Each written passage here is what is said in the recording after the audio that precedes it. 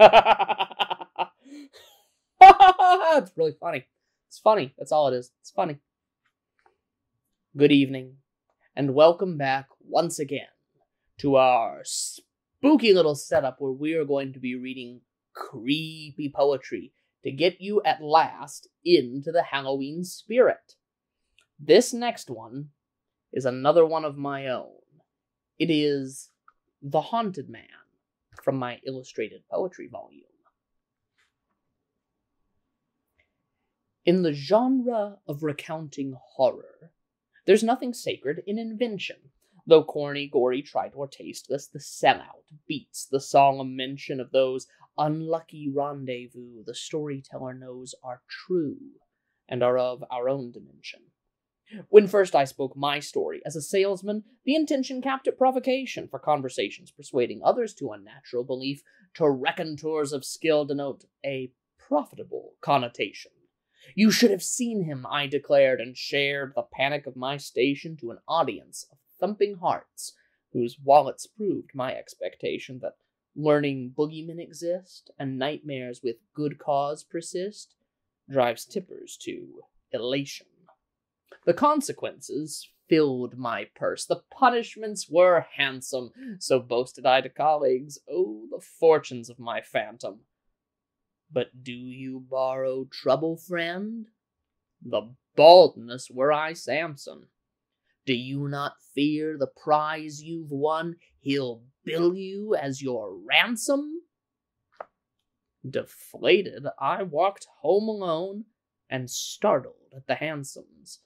The sidewalks, I recalled, were graves. A murder haunted every mansion, and not too far behind me crept, invisible, though heavy-stepped, the big fish of my dread's expansion.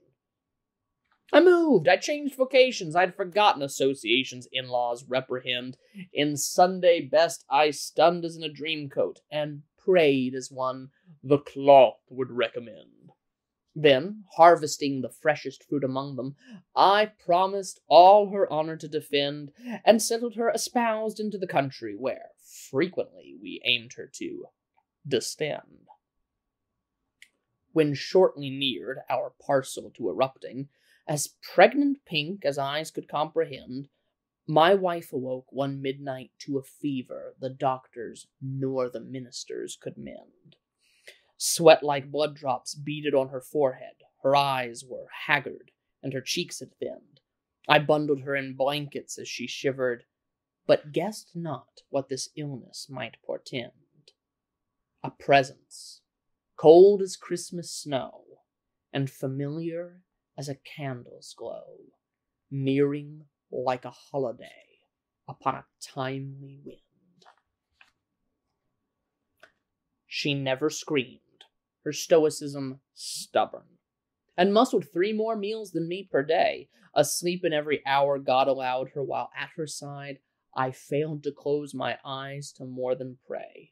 For 7 nights the remedies betrayed us, and I stared in exhaustion at the gray of undiluted starlight in the fields of autumn harvest, until at last I spied him in the hay, moving like a scarecrow, owed a share of all the crops we sowed, collecting long due interest on his pay.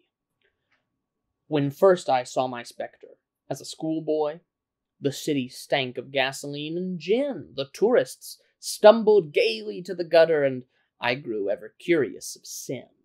I loitered after curfew where I oughtn't, and when the doorman turned, I slithered in to steal unfinished sips from hardened spirits and flee with drops of evil on my chin. I liked relighting cigarettes and arguments. I liked to watch the women show their skin. I learned that men treat all things as a gamble, and what makes losers lose, and winners win. An officer pursued me on occasion, but never caught me, much to their chagrin. The cemetery sealed its gates at sundown, but bars are wide, and I was spry and thin.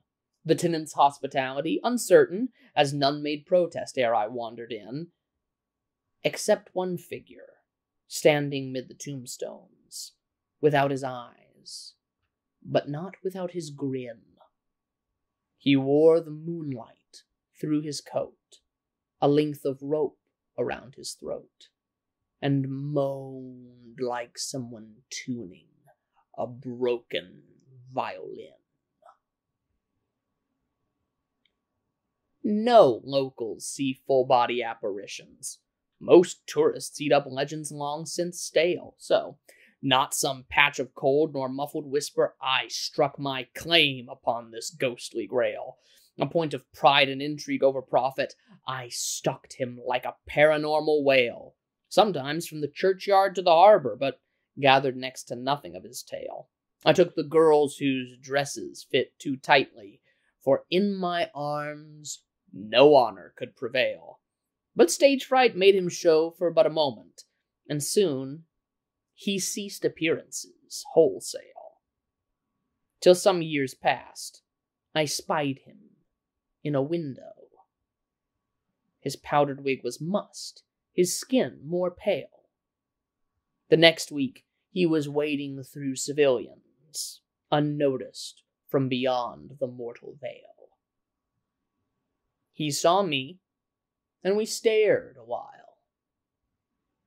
And then he vanished, spirit style. And with this, countless patrons I'd regale. Perhaps he claimed the riches earned, or planned to steal my bride. The timbers creaked as he approached. A shadow fell inside. I saw my breath before my face, and heard his lumbering stride. I could not budge to block the door, as though my limbs were tied.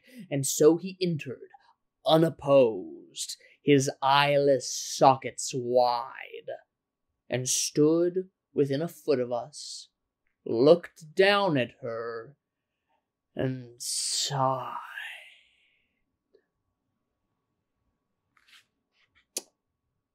And just like that, her fever broke, and my healthy, pregnant wife awoke to an empty house in a lonely countryside. Happy Halloween. Good night.